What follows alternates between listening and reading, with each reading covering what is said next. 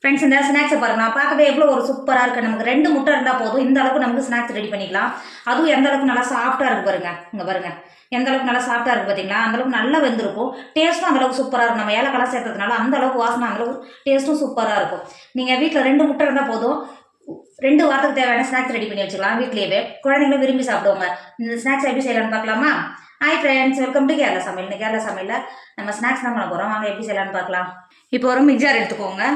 250 gram கப்பில் 1 cup சக்கரை எடுத்துருக்கேன், சேர்த்து கொடுத்துக்கோங்க. சேர்த்து கொடுத்துட்டு அது கூடவே 3 ஏலக்காய் எடுத்துருக்கேன், உள்ள சேர்த்து கொடுத்துக்கோங்க. சேர்த்து கொடுத்துட்டு மிக்ஸி மூடி போட்டு நல்லா பவுடராக அரைச்சி எடுத்துக்கோங்க. இப்போ பாருங்கள், நம்ம அரைச்சி எடுத்தது இந்த அளவுக்கு இருக்கணும். இப்போ மாற்றி வச்சுக்கோங்க. இப்போ ஒரு பாத்திரம் வச்சுக்கோங்க. அந்த பாத்திரத்தில் 2 முட்டையை உடச்சி சேர்த்துக்கோங்க. முட்டையை சேர்த்து கொடுத்துட்டு நம்ம ஏற்கனவே பவுடர் அரைச்சி எடுத்து வச்சுக்கோங்கல்ல, சர்க்கரையை உள்ளே சேர்த்துக்கோங்க. சர்க்கரை சேர்த்து கொடுத்துட்டு அது கூடவே 1/2 டேபிள் ஸ்பூன் பேக்கிங் சோடா சேர்த்துக்கோங்க. அது கூடவே 1/4 டேபிள் ஸ்பூன் உப்பு சேர்த்துக்கோங்க. சேர்த்து கொடுத்துட்டு அது கூடவே 1/4 கப்பு தயிர் எடுத்துருக்கேன், இப்போ சேர்த்து கொடுத்துக்கோங்க. இது மாதிரி ஒரு விஸ்க் வச்சு சேர்த்து கொடுத்துட்டு இது மாதிரி நல்லா கலந்து கொடுத்துக்கோங்க. நம்ம சேர்த்த தயிர், முட்டை, சர்க்கரை எல்லாம் கலந்து வர மாதிரி இந்த மாதிரி நல்லா ஒரு 10 நிமிஷத்துக்கு விக்ஸ் வச்சு நல்லா அடிச்சு எடுத்துக்கோங்க. இப்போ பாருங்க, நம்ம ஒரு 10 நிமிஷம் விஸ்க் வச்சு நல்லா அடிச்சு எடுத்துட்டோம். இப்போ அடிச்சு எடுக்கும்போது இந்த அளவுக்கு தான் இருக்கணும். நம்ம சேர்த்த தயிர், சர்க்கரை, முட்டை எல்லாம் சேர்ந்து இந்த அளவுக்கு நல்லா கலந்து வந்திருக்கணும். இப்போ இதுக்கப்புறம் நம்ம விஸ்க் வச்சு அடிக்கணும்னு அவசியம் கிடையாது, மாற்றி வச்சுக்கோங்க. இந்த அளவுக்கு கலந்து கொடுத்துட்டு 250 கிராம் கப்பில் நான் 3 கப்பு மைதா மாவு சேர்த்துக்கிறேன், சேர்த்து கொடுத்துக்கோங்க. நம்ம 2 முட்டை தான் சேர்த்தோம், ஆனால் 3 கப்பு மைதா மாவில் ஒரு 10 நாள் வரைக்கும் கெட்டு போகாமல் இருக்கும் இந்த ஸ்நாக்ஸ். அந்த அளவுக்கு நல்லா டேஸ்ட்டாக இருக்கும். 3 கப்பு மைதா மாவு சேர்த்து கொடுத்துக்கோங்க. சேர்த்து கொடுத்துட்டு கை வச்சு நல்லா சப்பாத்தி மாவு பதத்துக்கு நல்லா பிசைஞ்சு உருட்டி எடுத்துக்கோங்க. நம்ம சேர்த்த தயிர், முட்டை எல்லாம் சேர்ந்து 3 கப்பு மைதாவுக்கு பிசைறது கரெக்டாக இருக்கும். இந்த மாதிரி கை வச்சு நல்லா சாஃப்டாக பிசைஞ்சுக்கோங்க.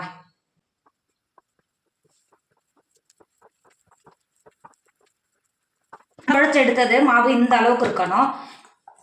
பார்த்தீங்கன்னா எந்த அளவுக்கு நல்லா சாஃப்டாக இருக்குது பாருங்க. குழச்செடுத்த மாவை மூடி ஒரு 4 மணி நேரம் மாவை நல்லா ஊற விடுங்க. நல்லா சாஃப்டாக ஊறி வரும், மாற்றி வச்சுக்கோங்க. இப்போ பாருங்க 3 மணி நேரம் ஆயிடுச்சு.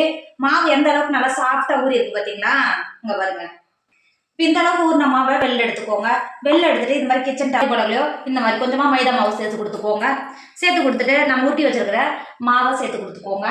சேர்த்து கொடுத்துட்டு இது மாதிரி சப்பாத்தியெல்லாம் ஊட்டுவோம் பார்த்தீங்களா, அந்த கட்டையை வச்சு இந்த மாதிரி நல்லா உருட்டி நீங்கள் இந்த மாதிரி உருட்டி எடுக்கும்போது சப்பாத்தி பழையில் ஒட்டாமல் இருக்கிறதுக்கு மேலேயே லைட்டாக மைதா மாவு தூக்கி கொடுத்துக்கோங்க. தூவி கொடுத்துட்டு இந்த மாதிரி எந்த அளவுக்கு உங்களால் தேய்ச்சி எடுக்க முடியுமோ அந்த அளவுக்கு நல்லா பருத்தி தேய்ச்சிக்கோங்க.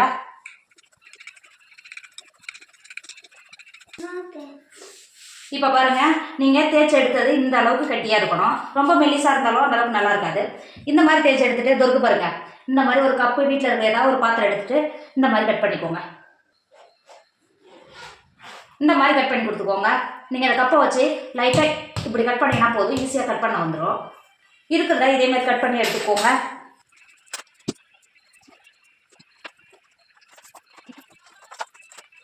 இந்த அளவுக்கு தேய்ச்சி கட் பண்ணியிருக்கோம் பார்த்தீங்களா? இதெல்லாம் இந்த மாதிரி ஒரு பிளேட்டில் இந்த மாதிரி சேர்த்து கொடுத்துக்கோங்க. சேர்த்து கொடுத்துட்டு இருக்கிறத எல்லாமே தேய்ச்சி இது மாதிரி கட் பண்ணிக்கோங்க. இப்போ பாருங்கள், நம்ம இருக்கிற ஸ்நாக்ஸ் எல்லாம் தேய்ச்சி கட் பண்ணி எடுத்துட்டோம். நம்ம கட் பண்ணது இந்த அளவுக்கு தான் இருக்கணும். இப்போ இந்த ஸ்நாக்ஸ் எல்லாம் பொரிக்கிறதுக்கு ரெடி ஆகிடுச்சு.